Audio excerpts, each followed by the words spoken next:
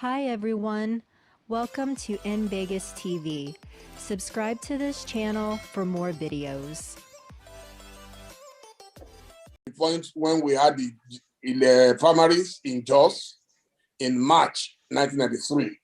Yes, he had to bring in Major General Yaradua to persuade Atiku Abubakar to step down for MKO Abiola. But as for the general elections, you see, and that's what I want you to know. You cannot become a president if you don't have something. It's not just a question of course, there are accidental presidents. Maybe somebody dies and then you move it. But in most cases, you would have been planning for it. You can see Atiku has been planning since 1993. He's here to get it. 1993. Since then, he's been planning.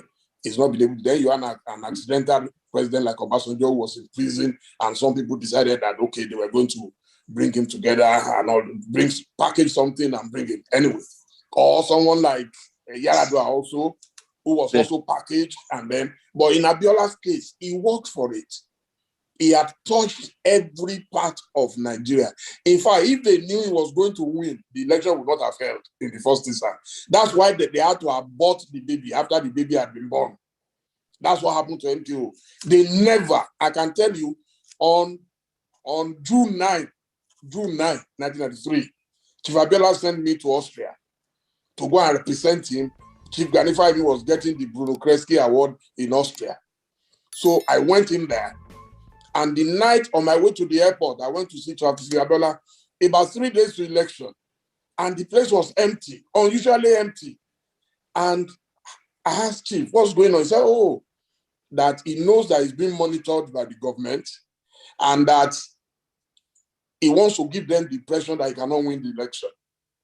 There was a man with him that night. He told me that he knew they sent him to come and spy on me, but I shouldn't worry. And then he gave me the letter for Chief Fawemi and the money to spend on my trip, and I left Nigeria. I can tell you that Chief Abiola outsmarted them. They wanted to cancel the election. You forgot they went to court, even in the middle of the night. They did not want him at all. That's why, out of desperation, the election had to be aborted.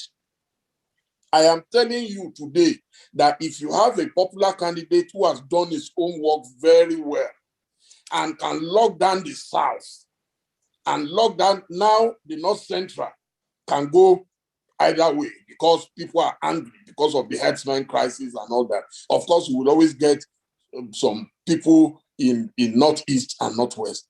You will win. And you can see the case of Buhari. 3 times he couldn't win election because he couldn't cross those barriers. He had mad followership in the Northwest and the Northeast, but that was not sufficient enough for him to become the president of Nigeria. So that means that you cannot win. It's the North that puts you there. Trust me, I don't believe it. Mathematically, I don't believe it. But that is not what I said. And it's something that I've also done most of my life. Yes. But that is not what I said. Egbon, I need you to listen to me again, and I'm going to say it again. I said that if the Northwest, listen to me carefully, please. If the Northwest and the Northeast collaborate with the Southwest, by their voting strength, they will always produce the president. Now, I'm not saying that the person has to be a Northerner or the person has to be, the person can be from anywhere. But by their voting power, if the Northwest and the Northeast collaborate with the Southwest, they will always produce the president. That's what I'm saying, and that's a mathematical fact. Well, I can tell you for free that without the South-South, the Southeast, you're also missing a fact that Nigeria is divided between 2 major political parties. Today, you have APC and you have PDP. When Obasanjo ran, okay, Obasanjo was a Yoruba man who was not liked by the Yorubas. They didn't like the fact that he was being forced on them. In fact, he lost a lot of places in Yoruba land. But because the Republicans, okay, like who are now the PDP, because they had people, South today, forget about some governors cross-carpeting and running to the other party. They are still largely controlled by the PDP. You agree to that? Southeast is likely a PDP affair. They are very strong in those areas, okay? So that's why I'm telling you that it's not just about Southwest and the North controlling power all the time. Because what you are then saying is that an Igbo man will never be president of Nigeria. And so that brings me to the next question, but I don't want us to forget the trend. What do you think would happen between now and 2023? Do you foresee the same theory you are propounding now, that it will be a battle of the Northwest, Northeast, and Southwest combining against the rest? Well, for 2023, what I see, my projection is this. There's this gentleman's agreement between the APC, between Muhammadu Buhari and Bola Tinubu. And if they give their presidential ticket to Bola Tinubu and the PDP gives their presidential tickets to a northerner, it's going to be almost impossible for Bola Tinubu to win the election. Now, if the APC knows that, and they are not stupid, they will most likely want to give their tickets to a northerner. Because if they give their tickets to Bola Tinubu and the PDP gives their ticket to a northerner, it's almost certain that the PDP is going to win the election. Please take that again. Now, take that again. I didn't get that, please. Can you take it again? I'll take it again. Again. I said my prognosis for 2023 is that there is a gentleman's agreement between Muhammadu Buhari and Bola Tinubu that after Muhammadu Buhari, Bola Tinubu will be next. Now, if the APC does that and the PDP gives their ticket to a northerner, a popular northerner, the PDP is likely to win that election. And the APC are not fools. They know that. So right now, they are in a quagmire. If you look at the statement that was made by Malam Boni just 3 days ago, when the governor of Cross River cross-carpeted to the APC, he said something, and a lot of people missed that. He said, look, anybody can contest for the APC ticket. Now, that's a slap in the face of Bola Tinubu. So it's you see, I look at the Southeast, for example, I really, really love the Southeast. And if you see a lot of my articles, because I mean, the ingenuity of people of Southeast origin, I really appreciate it a lot. I went to Unewi, I've seen what they can do. But in terms of real politics, except you have a situation, a 1999 situation whereby the rest of Nigeria, or rather the part that we said, okay, let's leave it. APC, PDP, you are both the parties that control the power structure of Nigeria. Both of you produce Igbo candidates, and nobody will be allowed to contest. Except they do that, I don't see. The Igbo presidency is more or less going to be like a pipe dream. It's going to be like a pipe dream, So if you look at the real politics of it, right now, look at what happened during what's it called now? NSAS. Look at in the Southwest, being in Lagos, businesses in Lagos, they were putting big banners. This hotel does not belong to Tinubu. This bakery does not belong to Tinubu. This publishing house does not belong to Tinubu. And then buildings that belong to Tinubu, like the nation's publishing house, their printing press, were burnt. Other buildings were attacked. Tinubu is not that popular even in the Southwest as it used to be the case where he produced former President Buhari.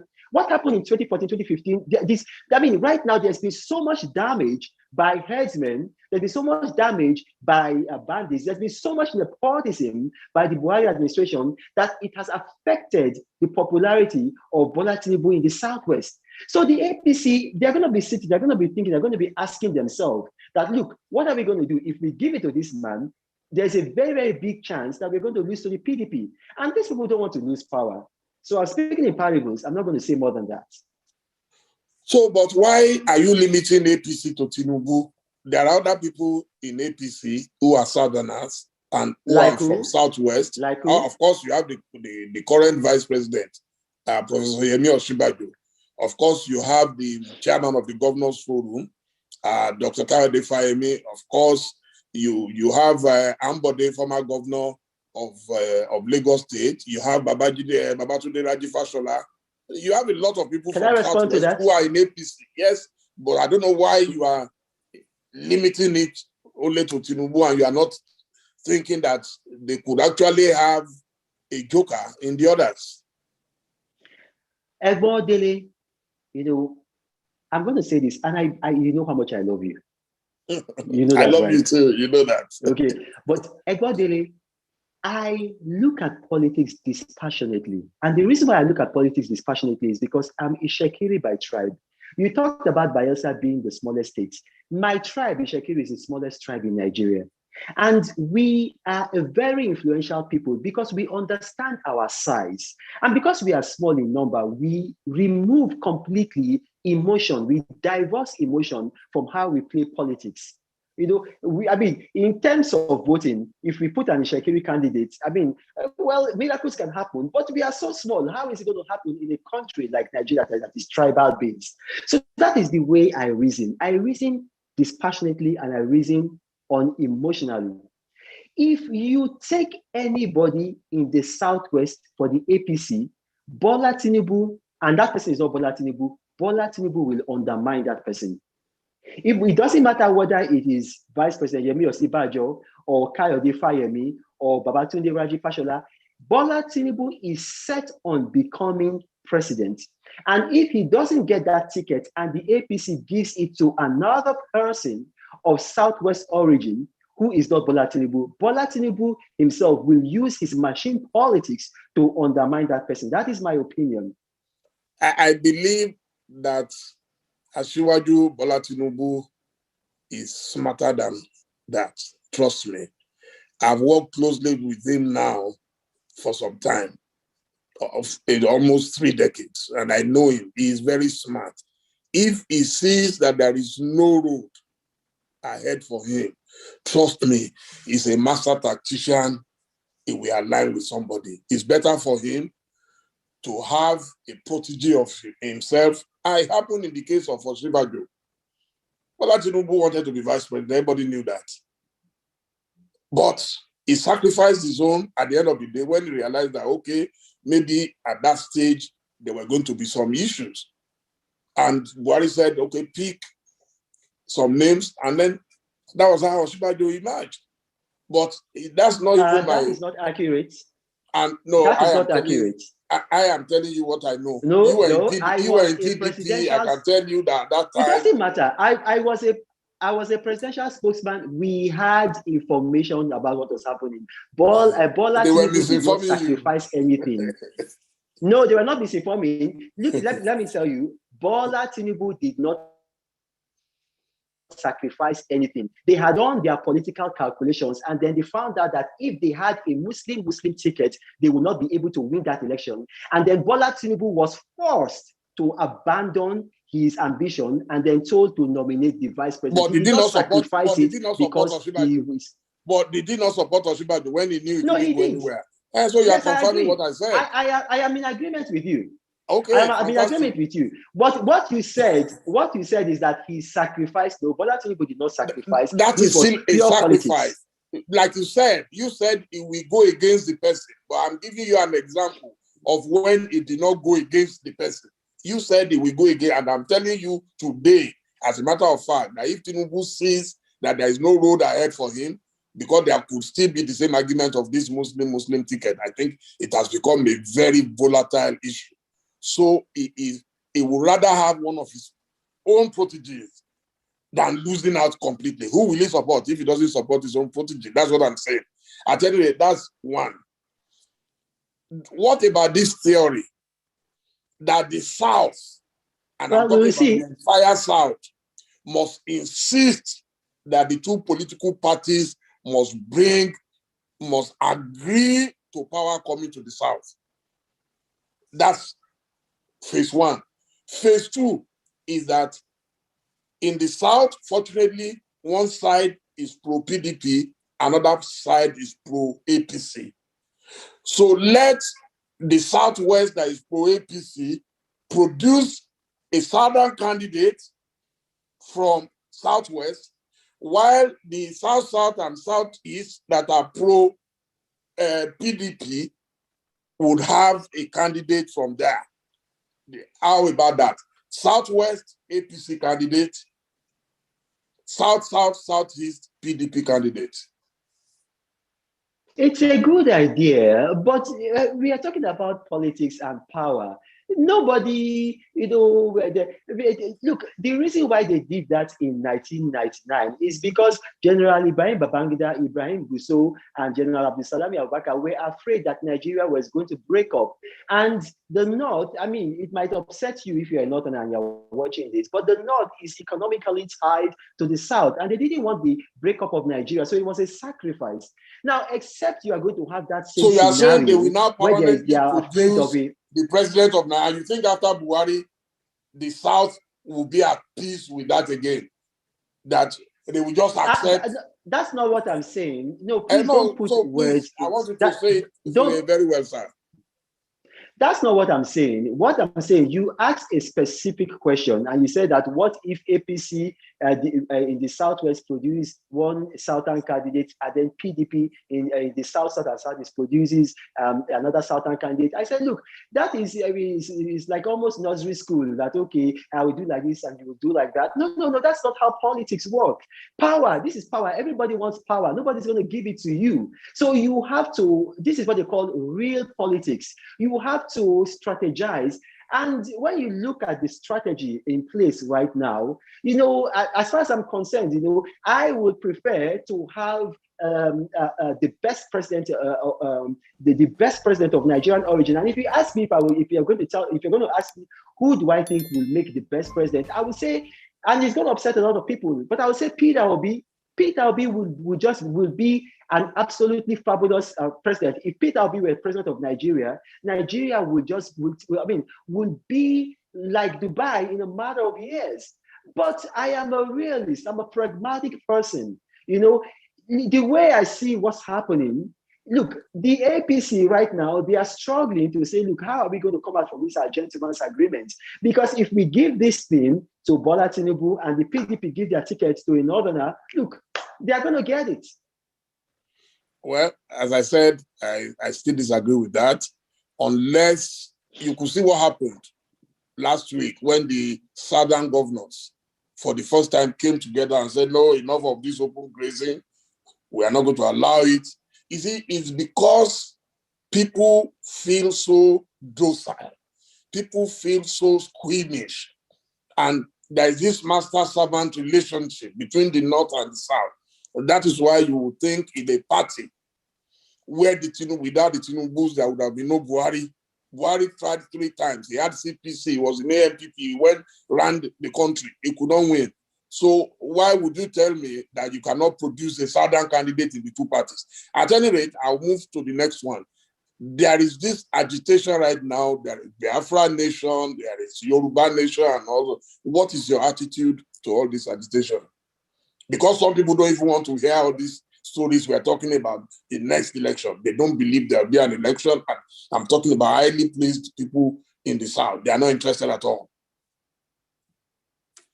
Well, here's the thing, the issue with the Yoruba nation and then the Biafra nation is if Nnamdi Kanu had the kind of personality that Sunday Igboho had, I mean, I can see that it's going to be a possibility. If Nnamdi Kanu, but you see, Nnamdi and these people, I know how. They can be very, very militant, and I know they're going to attack me. But you see, Sunday Igboho is willing to suppress his ego. Sunday Igboho is willing to work with Nnamdi Kanu and the Biafran people. He's very, very willing. And Sunday Igboho is someone that I respect a lot. But if you look at some of the comments by Nnamdi Kanu and some of the things he says, it is very, very upset people in the Oodua nation, people in Sunday Igboho's camp. If Nnamdi Kanu can try to be doing and don't mind the thing that the British put together like Nigeria, three artificial nations that were forced to be together that were a bit incompatible. And those three nations were India, Sudan, and Nigeria. Of those three nations, India broke up Pakistan and Bangladesh. Then Sudan broke up. Sudan broke up into Sudan and Southern Sudan. Nigeria is the only country left of those three countries that the British put together artificially that were kind of incompatible. And so there is that possibility that the Odua nation, Sunday Igboho is somebody that is highly underrated. The man is very, very intelligent, knows how to suppress his ego in place of his policy, his strategy, and his principles. I don't see Nnamdi Kanu having that. I'm not saying that I'm against you. Don't come and attack me.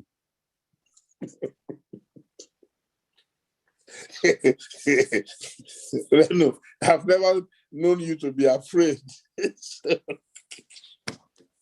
No, the day, listen to this, the day that I counseled Nnamdi Kanu, I said, look, mind the things that you say, that there are people that want to support you. There are people that have sympathy for you. But when you keep on saying all these things, that if you go to a church, a Yoruba church, if you go to Redeem, you are an idiot. When you begin to say all these kind of things, that it will alienate you from people who want to support you. That day, I got death threats. I got so many people sending me emails. I mean, I didn't like that, and I'm not afraid of death. No. But I would rather not go into that. No, I can tell you that Mazi Nnamdi Kanu has really, really come a long way. If you have faced the kind of fire he has faced, you become fully radicalized. I've had occasion to interview him and we've interacted briefly, and I believe he has actually improved on his PR. His PR is solid. Trust me, his PR right now is solid. Yes, occasionally he can get angry, but you can't blame anybody getting angry over Nigeria. Nigeria is the mess. Anybody will get angry. But I can tell you that in Nnamdi Kanu, there have been two occasions I invited him on impromptu basis to join his room where we're doing a golden handshake between the Southwest and the Southeast. And he came on both occasions. And he was very mild-mannered. He even apologized when I challenged him on a video that was released during the NSAS, where they were telling people to go and attack in Lagos and all that. And he said he won't do that again, and he has not done it ever since. I can tell you there are people who are very close to him, and they talk to him all the time. If he can maintain, I can tell you that he's a much more focused, much more matured person today.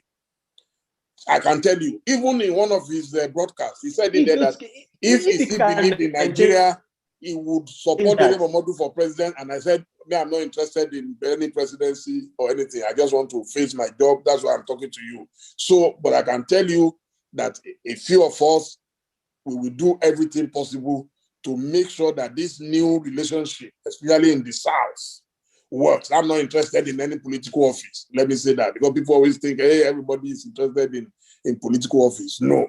But I can tell you that he's doing very well, and we will continue to encourage him. No human being is perfect. No human being is perfect. Let me just end this on this note, is that Nnamdi Kanu is someone that has achieved what nobody has achieved in Nigeria. Now, some people talk about Ojukwu. Yes, Ojukwu was a military governor appointed by Ironsi, and so he had a platform. Nnamdi Kanu did not have a platform. He built his own platform by himself. And then he has gotten to almost, like mythical status in the Southeast. Now, if as what you're saying, he has grown and then he has disciplined himself and he's not going to make some kind of comments that will alienate other people in the South, honestly speaking, I mean, I see him and Sunday Igboho collaborating with Gani Adams. Look, I mean, there's no telling where things can go. In fact, they might be the people that might actually force these parties to say, okay, we have to restructure. Even if we cannot give, even if we cannot have a southern president, but we must restructure. Otherwise, this country is not going to survive. No, I can tell you for free that both Mazin Nandekano and Chief Sunday Igboho Adeyemo, they have passed the stage of restructuring. So don't let's waste our time on that. They have passed. And my prayers are always with them. You see, because they know why they are saying enough. This is not the first time people are talking about restructuring. This is not the first time people are complaining about the injustice in Nigeria. So maybe some of us who still talk Nigeria, were the foolish ones. So I'm willing to give that to them, that at least they have the courage of their conviction. They are very convinced that, look, you guys are wasting your time, and we must not discourage anybody. Everything is possible on the table right now. Anything is possible.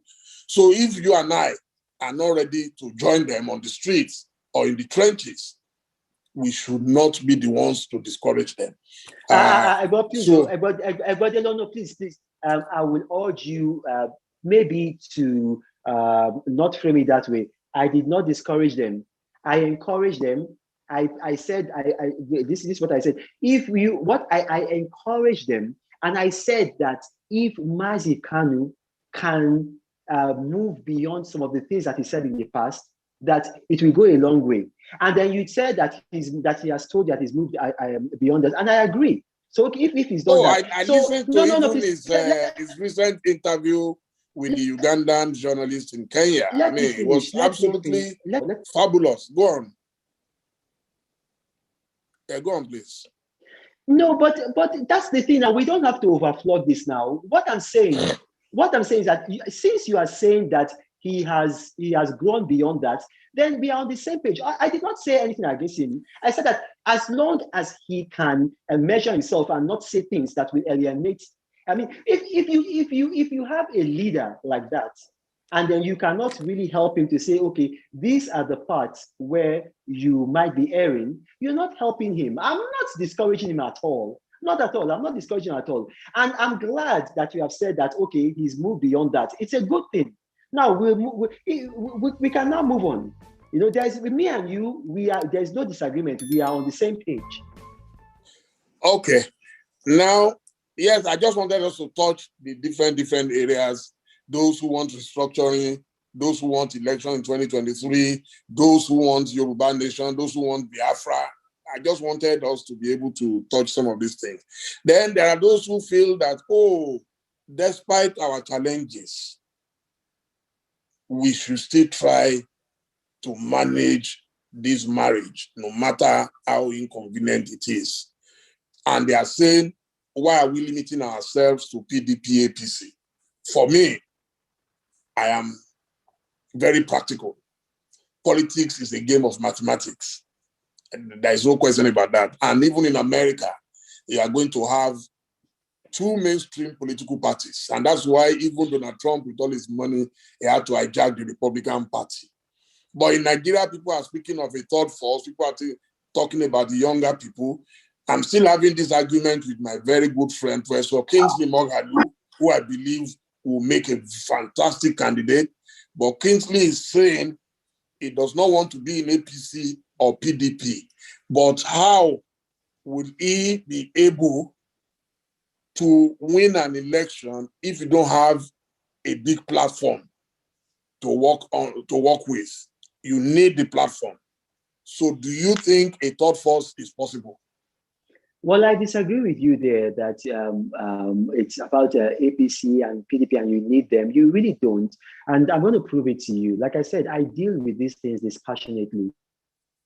If you look at the 2011 election, you had Muhammadu Buhari, and within a matter of 8 months, he had built a new party from the scratch because he had problems with the All Nigeria People's Party. He built the CPC with a man called Buba Galadima.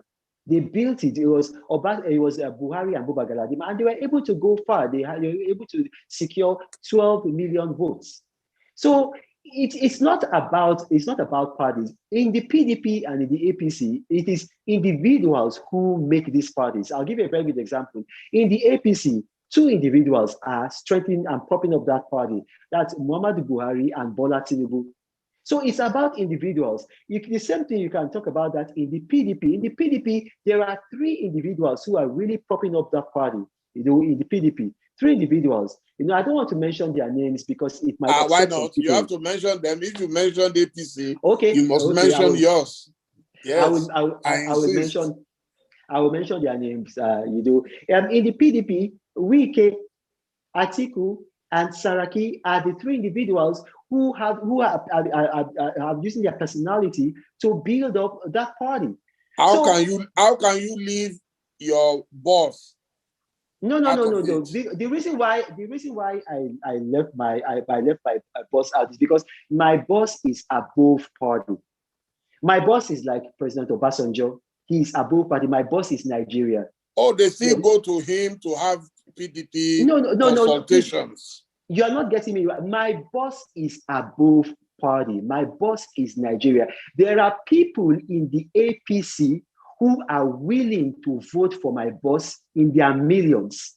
There are people in the PDP who are willing to vote for my boss in their millions. My boss is above APC, PDP. My boss is a political force on his own. Goodluck Jonathan has demonstrated by force of character that he is a political force on his own. Okay, before we come to your boss, let's continue where we were about the third force. We will come to your boss. So what I'm saying there is that speak about your boss. Yes. So what I'm saying there is that if you are able to gather the individuals who can mobilize people, then it is those individuals that will give you the numbers you're looking for. Forget about a platform or a party. No. I'll give you a very good example. Now, let's talk about the United States. In the United States, the Republican Party has surrendered almost to Donald Trump, even though he lost the election. The Republican why didn't Party, he run on his own without the party? Why didn't he go as an independent candidate? Why did they have to use their structure? No, Dele, you're not getting me. You're not getting me. And I need you to understand me, because sometimes I say something and then you misunderstand me. You try to look. I'm not saying that you need a party, but in that party, it is individuals that make that party.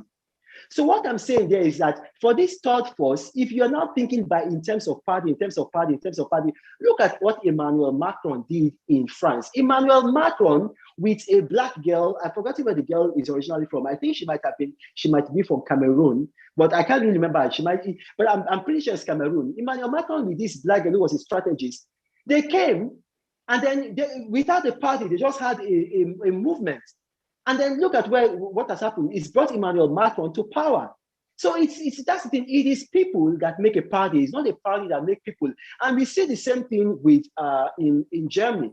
In Germany, Angela Merkel's party was not a very powerful party 16 years ago during the time of Helmut Kohl.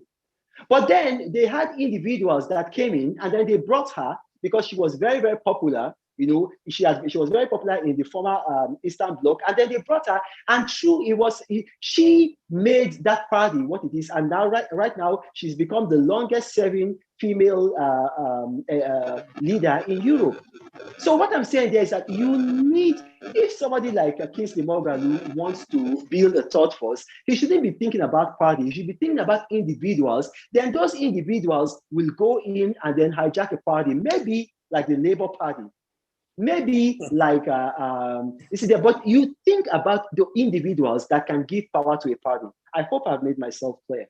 Yes, then let me also make myself clear. I was a presidential candidate in 2011, and I was under the same illusion that it was possible for me to hijack the Labour Party, galvanize the workers of Nigeria into a workers' platform and everything. It's not as simple as that, sir. The structures for Buhari to win, you yourself said it, that he had CPC, he was the ANPP, He was everything. Don't forget, he was former head of state. Don't forget, he had some powerful people who were supporting him. He did not win. So I didn't. Wait now. I allow you to finish. Okay. Let me finish. Now, for him to win, he had to come into a larger party. He didn't stay within CPC and so yeah, Tinubu come and join me there. This one come and no. He had to go into some other parties. And some people had to fund him. And I'm not talking some of the people he would have called bad guys in those days. He faced reality. He realized that a good man or a saint will never win without sinners. So he had to bring in people and they started spending money. Saraki, Amechi, Tinubu. He said what? Are you saying that Buhari is a good man? No, I said at least in quote, at that time, he was the last saint standing. And everybody else was regarded as sinners. But he took those sinners for him to become president. That's why I'm telling you that Kingsley Moghalu and co, number one, 2 years is too short a time for anybody to build a third force. That one, I can place a bet on it. It's impossible. You will still need to go and realign with one of the top two parties. And my solution to that is let those who come from the PDP stronghold, like Kingsley Moghalu and Peter Obi, let them be in PDP and slug it out, get the ticket.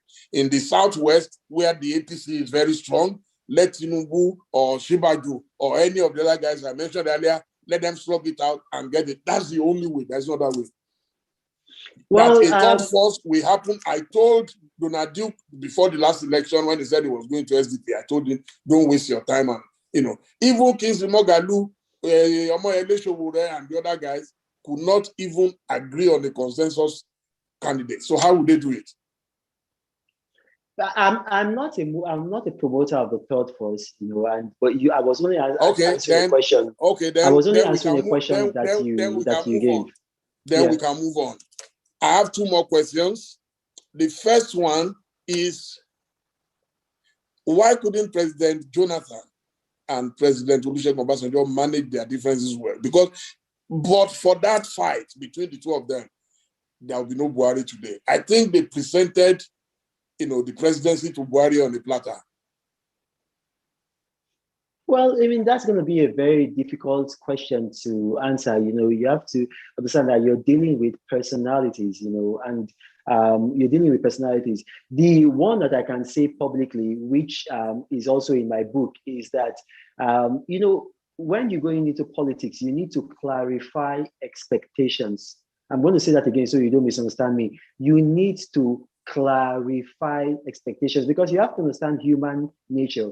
With human nature, for instance, if I don't like you, maybe you are Yoruba and I don't like you because you are Yoruba. I'm not going to tell people that I don't like you because you are Yoruba. I will tell people that, I don't like you. I will give logical reasons. I will hide the emotional reason why I don't like you, and I'll give logical reasons. So with former President Jonathan, I think that they did not clarify expectations in 2011 because some people, and President Obasanjo was among them, were under this impression that former President Jonathan had agreed to contest for only one term.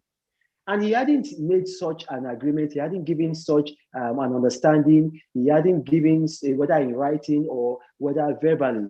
So there was that misunderstanding, maybe by some body language or by some just, I really wouldn't know what it is, but there was that, there was no clarity of expectations. So one man was believing that, okay, good. So this man is going to go there and is going to do only one term. And if you recall, the very first time that former President Olusegun Obasanjo mounted the campaign trail not the first time, the last time he mounted the campaign train with former President Jonathan in 2011 when they were campaigning, he said that former President Jonathan was going to do one term. He was the one that was saying it. And former President Jonathan did not give any such undertaking. So there was that crisis of expectation. So in my own humble opinion, I would say that is it. But beyond that, you might have to ask the two dramatis personnel. Okay, the final question is very simple. I know for a fact, and I pray you don't deny it, that there is a lot of pressure on President Jonathan to come back. Some people believe, especially in, like you said, it cuts across. There are people in APC that they need a unifier at this time, that Nigeria is too close to the precipice. Do you think it is possible he will consider that pressure and accept? No, I mean, obviously, it's only going to be a very blatant liar who will deny that there's pressure. Of course, there is pressure. Former President Jonathan, to the best of my knowledge, and this is somebody that, I mean, I speak to him almost daily, sometimes multiple times in a day. I mean, like, he's very focused, very, very focused. The presidency is not in his mind. It's not something that he discussed with me. And to the best of my knowledge, it's not something that he's discussed with other people. Yes, people go and meet him. They go and meet him. They go and meet him. But it's not something, you know, this is not a power-hungry person. It's not a power monger. What I know, as I speak to you right now today, he's in Ghana. He's in Ghana building peace. You know, he went to Ghana for the ECOWAS summit of wise men. You know, he's very focused on building peace, on building democracy on the African continent. And I mean, left to me, I would think that if the man himself right now, I just believe that he deserves a Nobel Peace Prize with what he has done. You saw what he did in Mali. You know, I mean, after the coup in Mali, I mean, even if you had read the economists, they said that no, that I mean, it was not going to be possible that Mali was going to descend into war after the August 18 coup in Mali. But he went there. He went there, I think 9 days after the coup. Yes, he went there August 27. He met with the coup leaders. He was able to persuade them to drop their arms. Then he persuaded them to release the elected president that they had arrested. The man was released. And then he convinced them to accept an interim leader. That was the former defense minister. Convinced them to accept the and then he went to Mali 7 times at great risk to himself. He went to Mali 7 times, and when he went to Mali, he went into the hinterland, the parts where they were actually killing people. You know, put himself at great risk. I would say that Jonathan, former President Jonathan, is a greater candidate for the Nobel Peace Prize. You know, the Nigerian presidency, I mean, my own personal opinion, if he were to contest against anybody, he would win. He would defeat, he's probably, in my opinion, the only Southern, I believe that, in my opinion, he's the only Southern candidate that can win in 2023. But I don't think that the man is really interested in that. I think that his focus is on building peace on the African continent. So why wouldn't he consider coming back to build that peace for Nigeria? Because right now, we're not even sure that any election can take place in 2023 at the rate we're going. So why do you think, if he's a patriot, and I know him to be a patriot, why would you not consider anything that will rescue Nigeria today, if not for the fact that President Obasanjo had done 2 terms? Maybe some people would have also considered that at least he knew how to work well with the North. So since President Jonathan knows how to work well with the North, though at the end of the day they fell apart, but I think now the North needs him more than he needs them. So that's why I'm asking the question. Because the North also, I'm sure they are also looking for an escape route from all this crisis.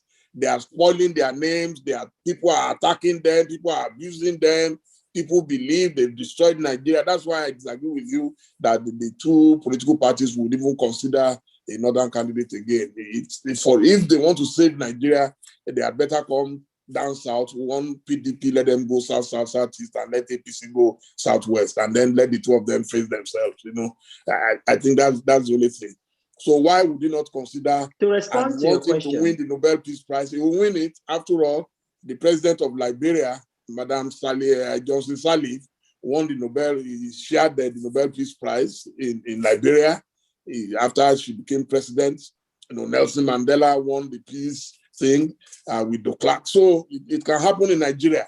So why would they waste such an opportunity? Well, here's the thing. What I would say, and I'm not former President Jonathan, I'm very close to him, you know, but what I would say is this: former President Jonathan is he's a patriot. And he has a consistent history of always doing what is right for Nigeria. And former President Jonathan is not going to deviate from that history. Okay. My dear brother Reno, I know I've put you on the hot seat today, but I want to thank you for accepting at short notice. Very hot seat. A very hot seat, I know. I know because of the love that we have for each other. I know if it was someone else, you would have thrown a few punches today, but you were quite calm because you were speaking to your Egbo. But that's fine. I appreciate you. And we will continue to be friends. I love you. Take good care of yourself. Thank you, Egbo. Thank you, and Egbo. have a very great evening. Thank you, Egbo. God bless you, after. sir. Okay, thank you. And to my thank you, viewers thank and you, listeners, thank you so much. It's been hot. It's been very, very hot. Bye, thank everybody. you. Bye-bye. Thank you. Okay. Lamba Media, thank you. Nice one. Nice one. It was full of fireworks everywhere. You should have allowed us to ask questions. You should have allowed us to ask questions. Oh, you should have allowed us to ask sorry. questions. Oh, sorry. No, I wanted to ask questions. questions. I wanted to ask questions. Yes, so I want to make my contribution. Next You're not allowed to go right. Okay, next time we will consider that. Usually, subsequent time my interview. Okay, next time. But good night. My style is not to interrupt my questions.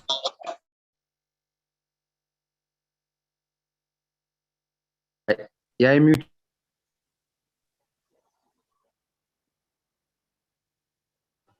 You put yourself on mute, sir. Hello? It's okay. I said if I allowed everybody to ask questions, there will be no interview. And this is an interview. It is not at least a few questions would have helped. So those who typed their questions, no, I can't call him back. Somebody said I should call him back. The interview is over. Those who typed their questions, I took their questions. So next time, please type your questions and we'll pick the questions at random. There is no way I would have allowed a riotous session on my platform. I don't do that. Please that's not my style. This is going to be transcribed. This is going to be transcribed, and then we will publish it. So if everybody was talking at the same time, there would have been no interview. So sorry that you didn't know that you could type. People were typing, even on Instagram, on Facebook, people were typing. I was checking for different comments. And so I always base my interview on interactions based on text messages, not on people. You know the way people are. You say talk for 1 minute, some people will talk for 10 minutes. If you stop them, they say you are rude to them. So we just wanted to be fair to all. Thank you so much. Professor Fiamari, how are you? I can see you. Oh, the video is saved. That's not a problem. If you go on my Facebook page in the next few minutes, you'll be able to watch everything. If you go on Instagram, same thing. And then I'm sure Ovation International Television will put this also on YouTube. So it's available. That's not a problem. So I thank you all for your patience, for your love, and we will announce our next guest very soon. Thank you. And thank you. I'm reading all your comments. Thank you so much, Sam.